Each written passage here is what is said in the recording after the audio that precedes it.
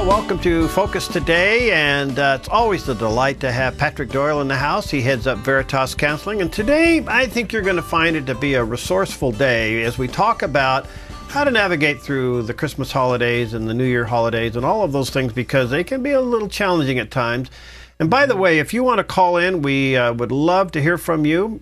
And if you want to give your name, fine. If you don't want to give your name, you want to remain anonymous, that's fine as well. The phone number is 541-776-5368. That's the local number, 541-776-5368. Or the toll-free number, 1-800-373-5368. And while you're calling, those watching on the Dove TV, you can weigh in on Patrick's beard. I'm jealous. How long is that? Let's have a contest as to whether I keep it or not. I just think we call Catherine and end this deal right now. She's okay so far. I haven't alienated her yet. Is this? This is a couple weeks. Really? Mm-hmm. I'm jealous. That's good. I've been growing them for 3 years. No, it looks good on you. Thank you. I appreciate that. Yeah, it's your Santa look, huh? Yeah, well, I had to go back east a couple weeks ago unexpectedly for a family death, and that was a difficult reality. But I didn't shave after the funeral, and so I just kept letting it go, and here we are. I think it looks good on you. I appreciate that. All right, now listen. One of the shows that we've done with you, and we've done many of them through the years, was a couple of years ago we did a show on the difficulties of the holidays. Yeah. And I have to tell you, because we're on Roku, right, which we have 3 Roku channels I was watching on the Dove TV, the United States, then we have the news channel, and then we have an international channel that's seen in countries we don't even know where it goes. It's just out there all over the place. And I got 2 emails from people who watched our interview that we played with you on the difficulties of the holidays, and both responded how much it ministered to them. Good. Now, the holidays can really be a challenge. Right. Yeah. And you can lose focus of what it's all about. Right. But I think if I got anything from the show that you and I did on that subject before, was the boundary issue, setting the boundaries. Yeah. I think there's 2 things. I think that's the solution for sure, Perry. But I think there's 2 things that contribute to difficulties during the holidays. One being expectations are elevated. Okay. Everybody is expecting to have the Lifetime movie Christmas. Yeah, a Hallmark moment. Yeah, Hallmark moment, yeah. And the other thing that contributes is we generally spend time with people that we don't normally spend time with. And sometimes those are the difficult relationships. We haven't spent time with them all year because we really don't like to. They're difficult people, or there's stuff in the relationship that hasn't been resolved, or they've done something, or you've done something, or, and when you talk about family systems, there can be stuff for decades that's there. So as Christians, what I've seen is that Christians generally take the approach that I'm supposed to love that person no matter what they've done, and take whatever stuff they're going to give me for the holidays in the name of Christ. And I want to say I don't believe that's true. Now, sometimes that may be what God's calling you to, but I don't believe that's the only answer. I think the other answer is, if someone's been harmful, unjust, unkind, abusive, you have no obligation biblically to be with that person. In fact, you not going may be the thing that God uses to bring some light to the issue. So I was just talking to somebody. Oh, that's a tough call in when to go or not to go. Yes, it is a tough call, and that's one of the things I want to talk about today, because I don't think there's any playbook. I don't think there's here's 1 John, here's what you do. It's what I call a conviction call. It's not laid out. It's based on my conviction. Now, there are some situations where you could move in with, bring in extra gifts and cooking extra cookies, and you kill them with kindness. And there's other circumstances, the same circumstance, other situations, it may be that you not going is the appropriate thing. And I think what happens is, when we use the same plan to suit every situation, we hinder God's work. I was just talking to somebody the other day who has an emergingly difficult family situation. There's somebody in the family who has for decades been very difficult to deal with, and everybody's just been gracious and worked with them and sort of understood that's how that person is, but their intensity level has been ratcheting up over the last couple years. And so And the person that I was talking to had a distinctly disturbing interaction with this person. And they made the call not to go to the Christmas thing or the Thanksgiving thing this year. And so their family pulled away, and all the other siblings and the rest of the family got together. And they were very convicted, led by God to pull away. And what will happen, I think, and this is why I think this is important, I think that's actually the most loving thing that family can do for that person, is to do that. Because here's what's going to happen. Everybody will be like, hey, where's so-and-so? What are they, how come? Well, I don't know. And then if they come to you and say, hey, why didn't you come? Their ears are open, and you can say, well, here's why. You can lovingly say, well, your behavior is undoable for me. I'm not going to be talked to that way anymore. I think you're really unkind to people. You can just lay it out.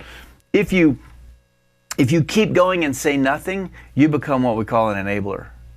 You're enabling that person to continue to harm with no consequences. I don't know anybody, Perry, who changes something without consequence.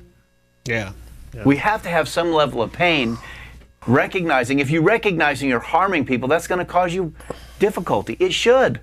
So that's what I'm talking about in this process. And listen, as Christians, if we pull back and we look at the meaning of Christmas, here's God coming to the earth to make us his children, rescuing us from our sin, which was going to doom us. And he has said, I love you, and that's not going to change. I'm making this as a demonstration of my loving behavior towards you. Here's my son, in whom I'm well pleased, that I'm going to pour my wrath out on so that you will be free. So with that in the backdrop, Perry, we of all people should have the ability to make these difficult choices, because we know that we're loved and that we're safe.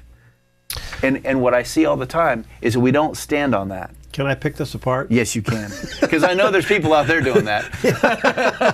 All right, let me just say. I got a few emails before. Yeah, well, let me just say 541-776-5368 is the local number, or toll free if you're outside the immediate Medford area, 1-800-373-5368. And if you want to remain anonymous, that's great. But if you want to join the conversation or ask any questions about heading into the Christmas time and the New Year's time, where it can be a little stressful relationship-wise, give us a call. All right, now, I understand the big picture, what you're saying, and I think it has really some great value and wisdom, right, that there comes a time where you just need to come away from it and calm it down. But some people love drama. They do. And by pulling it away, they're also pulling all the attention to them, and that's really what they want. Now, that's not to take from the fact that maybe there's been some relationship damage going on here. But boy, actually pulling away, how do you qualify that? How do you know that it's the right thing to do, or if you just like, you know, you're a selfish person and you're trying to draw this attention to yourself? I mean, because that could be really gas on the fire. Well, that's true. And what I would say is this: if there's legitimate offenses that have taken place, and the person who has done the offenses has no awareness that they've done it, they rationalize, they minimize, they justify, they spiritualize, they deny, and they just go on like nothing happened, that's a good candidate for not continuing to involve yourself with, because they're going to continue to harm. Now, if somebody's doing what you're saying, which is being manipulative by pulling away and trying to create drama, you know, that's a whole different situation for the family. In that case, I say, why would you want to invite the manipulation back in? If they pull away and they think it's going to harm the family, I think the family comes together and says, look, we understand what's going on. We'll pray for them, and we want them to come back, but if they do come back, we're going to address this issue that you tend to like the drama. We want to have some peace. Let's work it out. And see, this is the thing that I'm talking about. The fact of Christ, Emmanuel, God with us, is the power source for us engaging these things. And this is one of the things I wanted to talk about today. If you don't have that source of comfort and power, I guarantee you're going to have a really hard time confronting the relational difficulties that exist in this world. I mean, I don't know. Everybody I know is a sinner. And so, you know, there's relational difficulty everywhere. And I think how we relate to each other is more reflective of who God is than anything else we do. All right. What if you have been feeling in your heart, yeah, I'm wounded and I'm offended by this person, but I feel God working in my heart where now my relationship with God is more important than restoring my relationship with the person that has offended me, and I think I'll go ahead and go to the family gathering anyway. I think that's completely legitimate, because see, what that is it's a spiritually derived motive. I'm not trying to control that person. I'm not trying to make it go away. I'm not rationalizing it. I'm not justifying it. I'm looking at it honestly. This person is dangerous. They've harmed me. God has convicted me to go and love them at a distance because they're dangerous, and I'll see what he does. I think that's great, but I don't want that to be the only option, Perry, and that's what I hear over and over again, is I hear people say, well, I have to go. I don't think you do. Okay.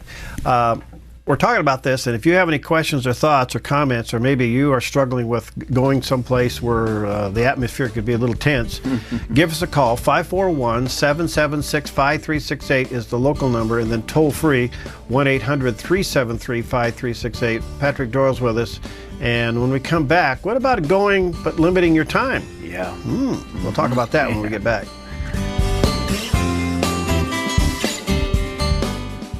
Hi, I'm Paulina, and I work at the Dove TV. Did you know that when you support the Dove TV, you have a profound impact, not only in our community, but around the world? It's your continued support that takes the inspiration and hope in the programs we produce and makes them available to the thousands of people who are watching these videos online every week. Help bring encouragement and hope to our valley and beyond by making a secure online donation today at our website, thedove.us.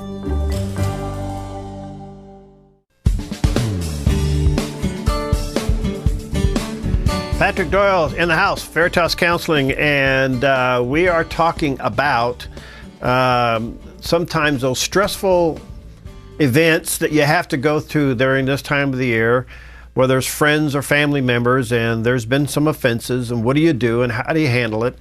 And all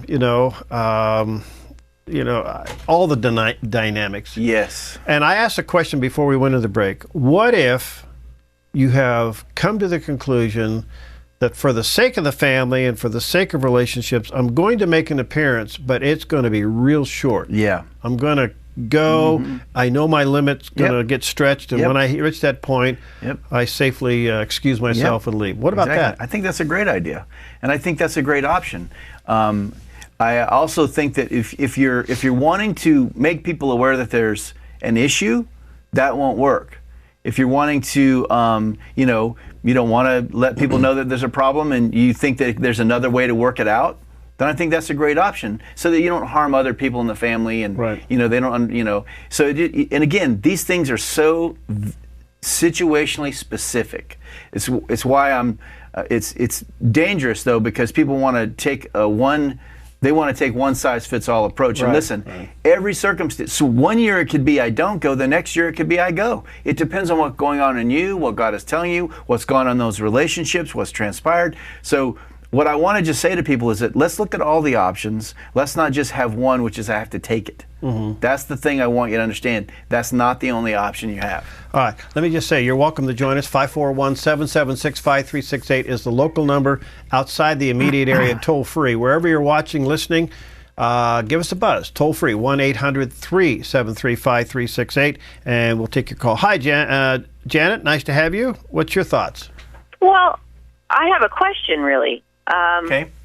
I have a spouse, my husband, who is the difficult one, and I think the family wants to put up with him because of me.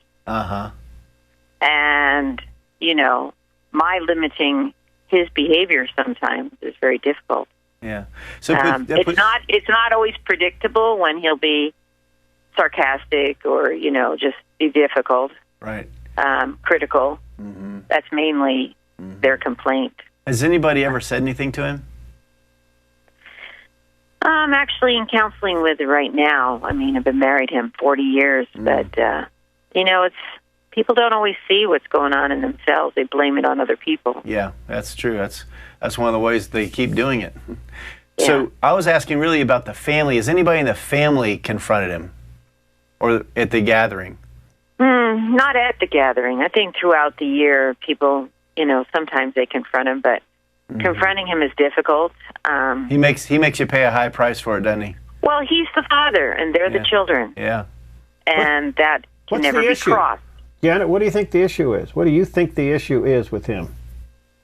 For me, No, He with wants- him. What do you think bothers him that he reacts this way? he wants to be really respected because he's the father. He wants to be listened to. He's insecure.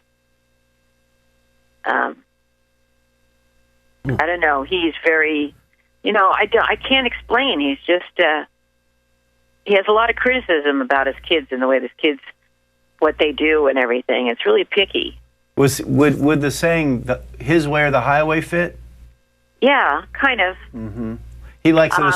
He likes it a certain way, or how he thinks it should be, and when it's not that way, he's kind of critical or upset.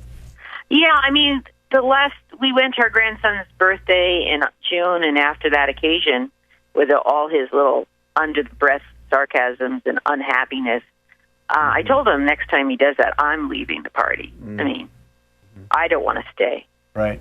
He's embarrassing me. He's making me uncomfortable. Is he receptive to that feedback? Well, we haven't had another family occasion. We avoided each other at Thanksgiving. Is he a believer? He Is he a believer? says he is, but I think his heart isn't there, It's in his head, but it's not in his heart. Have you seen him be convicted? Convicted about what? Anything? I don't know.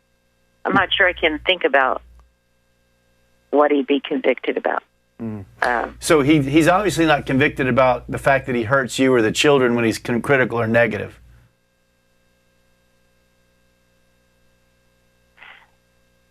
I don't think he means to hurt me.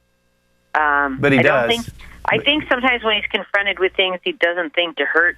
He's hurting other people. He just thinks he's defending himself or he's sticking up. Janet, that's the problem. He's hurting you. You just told me that. And then you said he doesn't think, he's not trying to hurt, so it's like okay. What I'm saying is if his behavior is hurtful, it's not okay. That has to be dealt with. And part of what I'm trying to understand is that, look, Jesus said, I'm sending you the Spirit for two reasons. One is to convict you, help you understand what's right and what's wrong, confirm the truth for you, and the other is to comfort you. So in situations like this, one of the things I want to see in the person is some evidence of the Spirit. And people can say all they want. They can go to church, they can do whatever they want, but without the evidences of conviction and comfort, I'm not sure they have the Spirit. Right. And so that would be one of my discussions with my husband is I would talk to him about where he's at spiritually. Because let me tell you something. Apart from conviction, he doesn't care. He's proven that over the years. Well, he might say that, but behaviorally, there's not much evidence. Right. And so for that to shift, he has to be convicted at a spiritual level. You don't have the power to push, prod, manipulate, or whatever to get him to stop. I'm sure that you've tried 100 ways, if one. Yeah. But he's relatively unchanged.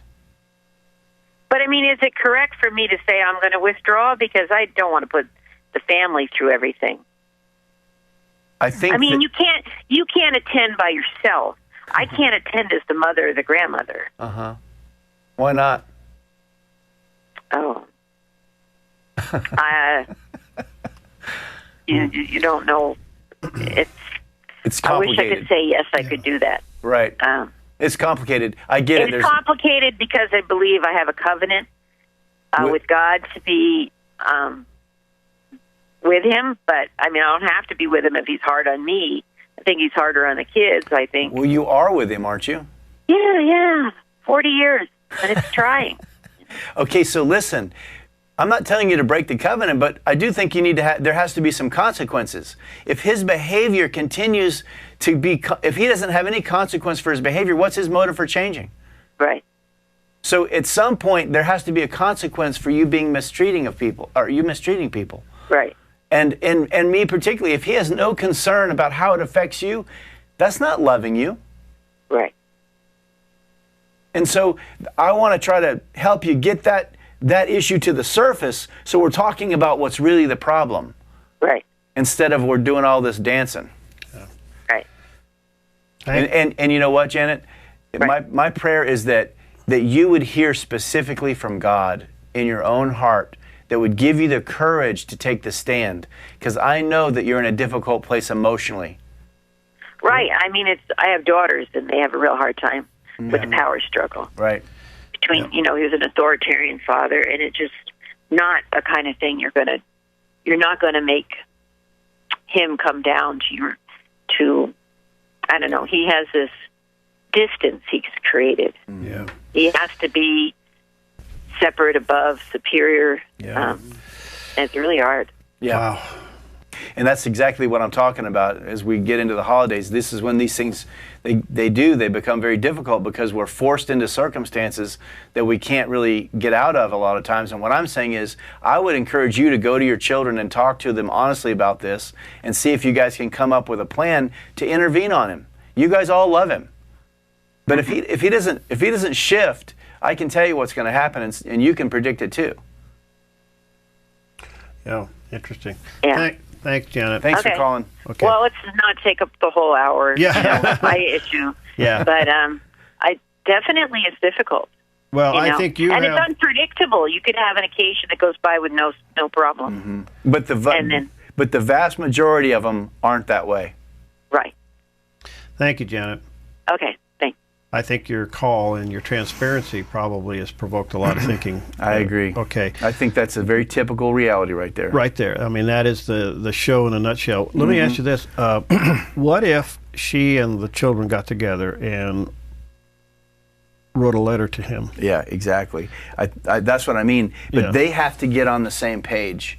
And basically say to him, this behavior, and when I encourage people to write letters, what I want you to do is I want you to write very concretely about the behaviors. You did this, and you did that, and you did this. It's very specific. It's not, I think, you should have, but it's very specific. And so these behaviors have led us to this place. If these behaviors don't change, then this is what's going to happen. Okay. So the children... It obviously they're concerned for the mom. Yes. It appears that the wife is almost at the edge here. Even 40 years. Yeah. I understand the covenant thing, but if it ain't working, it ain't working. Yeah. All right. So they're at the edge. Yeah. So they collaborate. They write a letter, and I would suggest if you're still listening, you write that letter 3 or 4 times. Absolutely. The first time is going to have a lot of emotions, and then you get down to what you're saying. Yeah. Pinpoint the behavioral issues, and saying that we want to have Christmas or we want to get together, but we're willing to sacrifice this year to do nothing as a family. We'll do it individually as families, right? Unless there is some kind of understanding that people are being hurt by your behavior. Yeah, and so what you're doing when you do this is the thing I always want to tell people. When you do that, what you're doing is you're putting the relationship at risk. You have to understand that, because if you're not willing to put it at risk, the boundary has no meaning. Yeah. Yeah. Because if you set a boundary with somebody who's been, controlling or abusive or intense or whatever, if you set a boundary with them and then you back off it, that emboldens them. All right. We're going to take a break, but let me just reach into your head for a minute.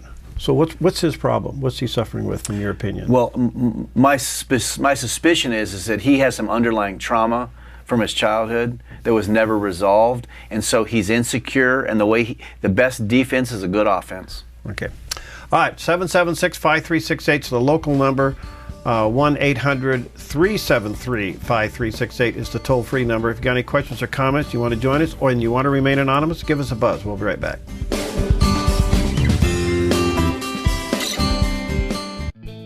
Hi, I'm Daniel, and I work at the Dove TV. Compared to Portland, Seattle, and LA, Medford might be considered a small market, but at the Dove, we're excited about the opportunity to make a big impact right here in our community. And you help make that happen. Did you know that more than 90% of our income comes from people like you? You can help us now by making a secure online donation at our website, thedove.us, or by phoning 541-776-5368.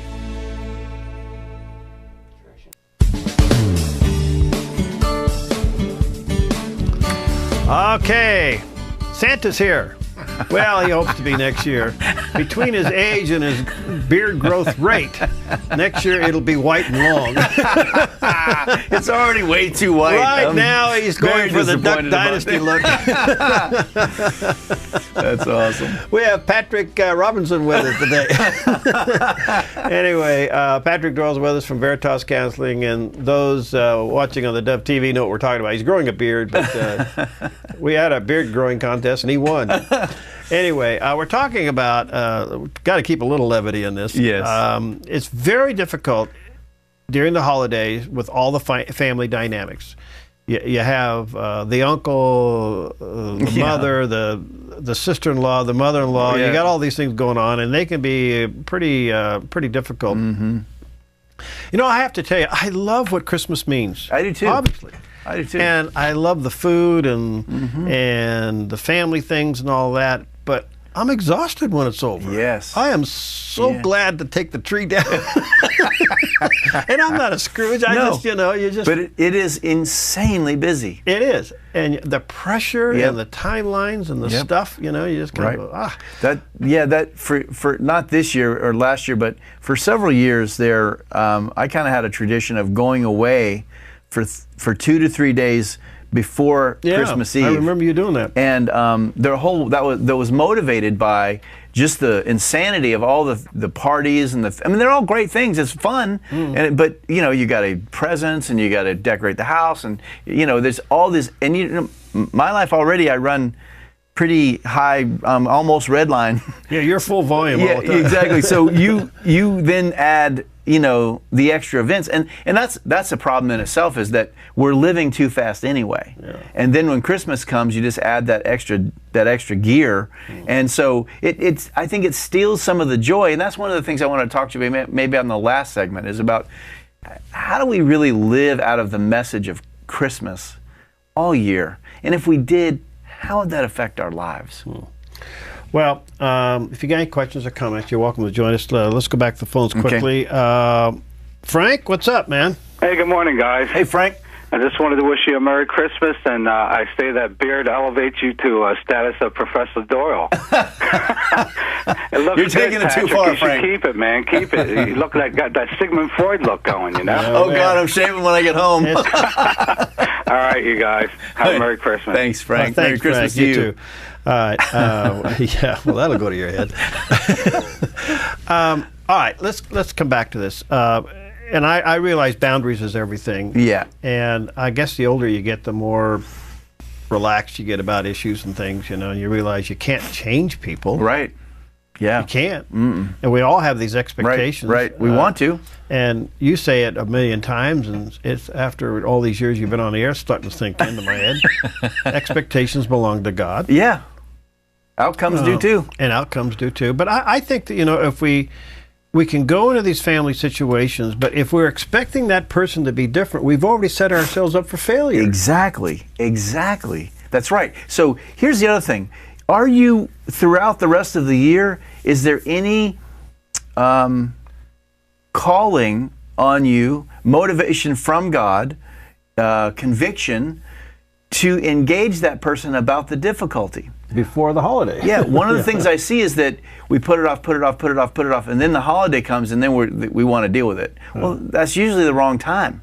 Yeah. So you're not going to go to the Christmas gathering on Christmas Day or whatever and be like, oh, by the way, I wanted to confront you about your sin or whatever. Generally, that needs to happen outside of that. And what I see in family systems a lot of times is that, you know, everybody just goes through avoidance all year, and then they hope and pray that it'll be better this year. And that's usually what I call denial. People aren't going to change because of a lack of consequence. All right, so part of this, it could be, how can we prepare you to go to the event? Because part of it is you're going in, knowing there's a problem, and your defenses are up, your gun's cocked, so to speak. Yeah. You know this person's probably not going to change. Let me ask you this. It's possible they have changed. It is. And you are not open to it. Yeah. Because it's not according to what you want in a change. Right. That could be. But that reflects an equal level of denial on the person's part who's wanting the change. Yeah, yeah. You know, it's like, I want it to be my way. Well, here's the deal. The first thing I say this to people, look, the first thing you have to do is look in the mirror. The first thing you have to do is look in the mirror and say, God, is there any sin on my part as it relates to this situation? And if there is, then I would say that you take the opportunity to do some confession. Okay, look, with this person, you know what, I've done this, and I'm convicted. Not, I'm doing this to try to manipulate them to change. No, I really am truly convicted. This is God convicting me. And just real quickly, maybe it would be good to go over this. I want to make sure that people understand the difference between guilt and shame and conviction. Usually with family systems where there's a lot of drama, there's a ton of guilt and shame. Okay, I don't believe that God uses guilt and shame to motivate his children. I believe he uses conviction. He says, I'm sending the Spirit to convict you, to help you see what's right and what's wrong. And God doesn't do it in a shaming, guilting way. Okay? Now, is there such thing as appropriate shame? Yes. If I go to the store and I steal some candy and I get caught, I'm ashamed of my behavior. There's an appropriate level there. If that shame goes from I'm ashamed of my behavior to I'm a terrible person and I'm the problem and I'm horrible, well, now you've moved from appropriate shame into what we call toxic shame. And toxic shame will always lead you to devaluing yourself, which is opposite to the gospel, where the gospel always values you. So here's the deal. Guilt and shame, this is my thumbnail sketch as to how to tell whether it's guilt and shame or conviction. Guilt and shame push you away from people. They push you away from God. It pushes you away from God and people, and you have a sense of hopelessness and worthlessness when you feel guilt and shame. Okay? When you feel conviction, while it might be very painful to recognize you're wrong, with conviction there's a sense of value. I'm drawn to God, I'm drawn to others, and I have a sense of hope. So I want people to understand the difference. If you're motivated out of guilt and shame, it's probably not going to work. If you're motivated out of conviction, that's God moving you into a circumstance He's preparing. And here's the other thing. I see a lot of people that feel guilty or ashamed, and they're calling it conviction. Okay? And I want people to, that's one of the things I want someone to assess before they go into the circumstance. Is it guilt and shame, or is it conviction? How do you know if you're overreacting? And that's why I want you to look in the mirror, because if God's convicting you saying, honey, I've got this handled. Let me handle it. Here's what I want you to do. I want you to not go. I want you to be nice to the person. I want you to work towards forgiving them, whatever. His Spirit is the moderator of my reaction, is the goal. Not me getting my way, or me making sure that that person has justice, or me embarrassing them at the party to get back at them, or whatever. We want to move out of conviction, not out of reaction. All right. I got some comments on that, but I'll hold it right for the moment here. 541-776-5368 and toll free 1-800-373-5368. Hi, Julian. What's on your mind? Hey, guys. Hi, Patrick. Hi. Hey, I just wanted to tell you a story that you are probably already familiar with when I called about my brother before. He abused me when I was 6, and anyway, I held all this. I forgot about it for years, and then we finally, I think I told you I was going to write him a letter. I was going to talk to him because I'd forgiven him. In my heart, I'd just forgiven him, but he wasn't safe. So, in my opinion. So, anyway, what happened was the Lord put in my heart to tell him that I'd forgiven him, because in my mind, I was thinking that might be what's holding him back from receiving the Lord in any kind of way. Just hanging on to his guilt or whatever. So last summer I went ahead and through the holidays it's been really hard because he'd come, but it'd be really awkward and cold and distant and weird and stuff. So so last summer I was going over to see him. He was at my folks' house, and the Lord was just like, okay, now's the time to talk to him. I'm like, what? Are you sure? Because I really had decided I wasn't going to do that now. So anyway, I'm like, okay, Lord, I'm trying to plan it all out, trying to figure out what I'm going to say, how I'm going to say it, what I'm going to say it, and all this stuff. And finally, Lord, I said, you know what? You want me to do this, Lord? You're going to have to provide all the setting, the opportunity, everything. So, and He did. And so we were standing there, and I just said, I just wanted to say something to you. I remember something when I was about 6. I remembered it about 5 years into my marriage, and my brother just sort of melted. And he remembered, because part of my fear was that he would think I was crazy and it never happened. Right. But he just melted, and I just said, I just want you to know that I forgive you. And he gave me a hug that was, brought tears to my eyes, and he just wouldn't let go, and he just kept saying, thank you, thank you, thank you. So that was awesome. Now I have a great relationship with him, where the walls came tumbling down, and everything was great. And then the next day, I was so depressed and so down and sad and upset because there was a perfect opportunity, Lord, for you to just save him, and you didn't. It's a process. But anyway, things are great now, and everything's fine. He still doesn't know the Lord, but we're more open and can talk about things. Yeah. Yeah, as you describe that, it really reminds me that when the offender takes responsibility, it makes things so much better. Like you said, if he had just denied it or acted like you were crazy, that would have been a very difficult thing. But his accepting of the reality and owning the responsibility of what he did, and then being very grateful that you weren't mad at him or holding it against him. That's a beautiful story. I really like that. And I really also like the fact that you know that it was God's motive. It wasn't you trying to fix it. Right. Right, which was awesome. That's key. Good stuff. Thanks, Julian. Thanks for testifying. Thanks. All right, talk to you guys later. Have a Merry Christmas. You too. All right, we'll take a quick break. The phone number, if you want to join us, 541-776-5368, or toll free, 1-800-373-5368. We'll be right back. Hi, I'm Paula, and I work at the Dove TV. Every day we get letters and emails from people who've been encouraged, blessed, and challenged by the programs on the Dove TV. But we couldn't do it without you. Did you know that more than 90% of our income comes from people like you? You can help us continue to bring inspiration and hope to our community by making a secure online donation at our website, thedove.us, or call us at 541-776-5368.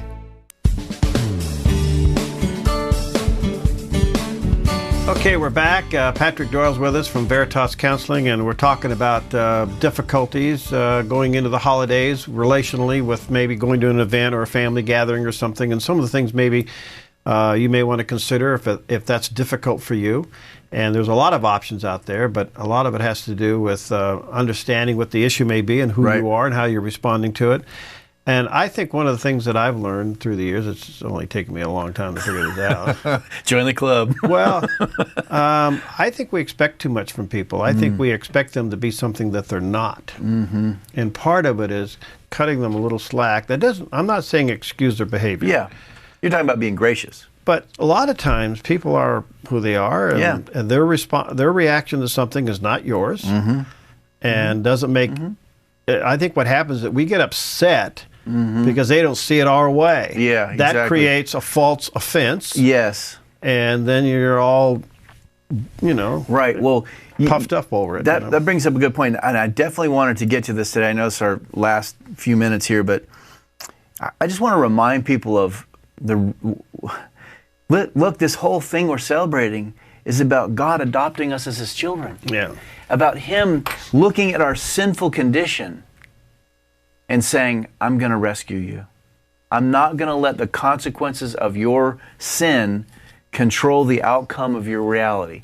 I'm going to intervene, and I'm going to bring you into my kingdom, my family. And so one of the things I want people to think about during the holiday season is that fact, that God has saved us and that He loves us. He's not waiting on us to get it together. He will ensure that we get where we need to go. And so if you know how loved you are, it really pulls down your judgment. It pulls down your criticism. Those judgmentalness and criticism and, you know, anger and, like you said, you know, you need a certain reaction or you're not happy, and if you don't agree, you know, Jesus is around people he didn't agree with all the time. If Jesus is sitting with a drunk, a prostitute, a thief, a tax collector, these people hung around with Jesus and they did not feel judged. And he was the God of the universe. Perfect. So if they can be around Jesus and not feel judged, there's something really wrong if they're around me and they feel judged. Because I don't have perfection on my side. I don't have that platform to stand on. And so, you know, I really want us to, you know, think about the fact that we've been saved. We're not getting what we deserve. We're being showered with mercy and grace. And when I think about that, when I look at my situation, I look at it differently, like, okay, God, how do you want me to handle this? How can I reflect you? How can I reflect you to the people around me? In some cases, it might be to not involve yourself. In other cases, it might be that you need to involve yourself. And I see there's both sides of that coin. I see a lot of damage done because people are afraid and they don't do anything. And I see other damage done because people feel expected to, and they move into situations that are not going to be good for them. But the antidote to that is for you to live out of the gospel all the time, not just at Christmas. Are we looking for justice? I think so. We walk through the door and we want to be justified in our feelings. Yep. Therefore, we've walked in this situation preconceived. Right. There's no room for grace in No. Well, I think that's why we got to come back to what's God done on your behalf. If you spend some time rehearsing the fact that He's been merciful to you, that you haven't gotten what you deserve. And a lot of, people come into my office all the time and talk about how God's not doing it or not doing it right. Because if He was doing it right, then this would change and that would change, and why not this and how come that? And I understand that, but that's crazy talk, because listen, He knows what He's doing and He's good. Do you doubt that? I've had a lot of difficulty in my life, and I just came back from a family gathering that was tragic. And I would say that God is good. He's in that. He's going to redeem it. I don't think that what happened to my cousin was a good thing. I don't think killing yourself's a good thing, but God's going to work in redeeming the evil that was done. That's what He does. He's relentlessly redemptive. And I want us to concentrate on that. So as we're going through the season, instead of being stressed out about all the traffic and the fog and the crazy people and the intensity, let's focus on the fact that God has saved us, and He's been merciful to us, and He's not going to stop. And that He's guaranteed me a place in His heaven. And I've done nothing to deserve it. I've done a lot to unearn it. And yet, that's not what's going to happen. And so what happens is when I start to really consider that, a lot of my intensity dissipates. And then I have room. I have room for the difficulty. I have room for the conversation. I have room for the confrontation. Whatever it is I need to do, instead of being, all wound up. And, Jesus said that He's going to give us peace that passes understanding. And I know that that's not a constant thing. I mean, you and I have had lots of conversations over the years, Perry, about different things. And, sometimes we're in that peace, and then other times circumstance comes and we're in the circumstance and we lose our peace. We don't have any. But God is faithful to keep bringing us back over and over and over again. And He never gets fed up, which I can't understand, because I get fed up easy. Well, I think part of it is, do we have a grace attitude, so to speak? We've done a lot to say to folks, help the Salvation Army, help the gospel mission, and the list of these things go on. And if you've ever seen the display of grace at that level, where you see somebody has nothing, come to the gospel mission and get a meal. They are so grateful. They get one of the Salvation Army food boxes and toy boxes and things like that. and what that means. We just had Steve Johnson on live from Ecuador today. Yeah, I heard that this morning. Yeah. And handing out shoe boxes to kids in public schools and private schools. This is the first Christmas present they've ever received in their life. And to see the excitement on their face, all of a sudden you think, wait a minute, and I'm going to go in and I can't get along with Uncle Johnny? Yeah. I mean, we need something in our life to give us a different perspective of what God's doing on the big scene. Agreed. Yeah. All right, let me see if I can squeeze in one more call quickly. Hi, Debbie. What's your quick comment? I was having somebody expecting something of me, and I was talking with my sister, and she said, just remember that expectations are premeditated disappointments. That's true. It helps. It does. And so, but is it wrong to have expectations? Is it wrong to have expectations? Yeah. I mean, isn't there some expectations that are legitimate? That's a good question. I think that there wouldn't be anything wrong with expectations, but when we expect people to do and be a certain way that we think they should be, I think that's where it's wrong. Yeah. Do you have expectations of God? Expectations of God. Boy, that's another good one. I'm full of good questions. This morning when I woke up, I went, okay, God, what am I doing that I need to... That's called faith, yeah. To learn today, so I think I'm expecting a lot of myself. He doesn't expect anything of me. Right. So if I'm going to live in his image, then no. Yeah. Okay. But listen, he does do some things on a regular basis, doesn't he? Yes, he does. Yeah, and I think I would like you to live in confidence rather than expectation of his mercy and goodness. Yes. And then carry that in to the situation that you're in.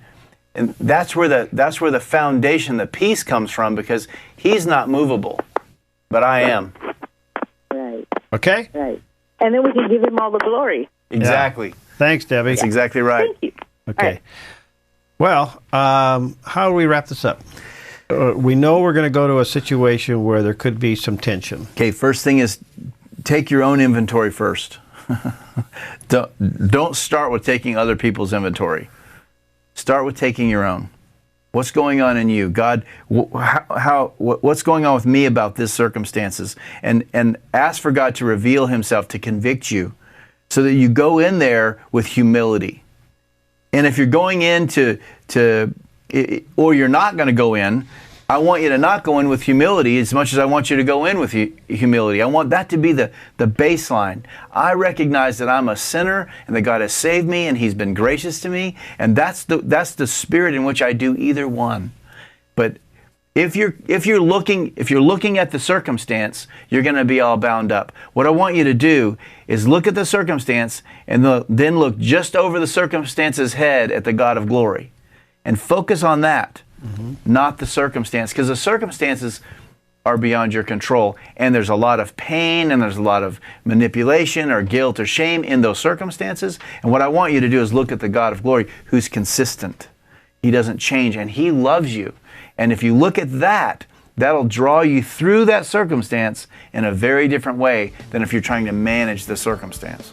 All right, quickly, a couple of the options are you could not go. You cannot go. And you can think about it. You can limit the time you're there. Limit the time you're there. And, of course, it all precedes with taking an inventory of yourself. Yes, exactly. And let him be the guide, not what you're expected to do. Yeah. Let him be the guide. Okay. And the obvious thing to do is, why wait till Christmas to get this resolved? Exactly. You may want to go take care of it today so you can have Christmas. Exactly. Don't wait. Call them up, take them to coffee, do something. Right. Him, her, whatever. Yeah. Them. Them. All right. Again, the Veritas Counseling, your phone number? 622-6018. 622-6018, area code 541. All right, we'll see you next time on Focus Today.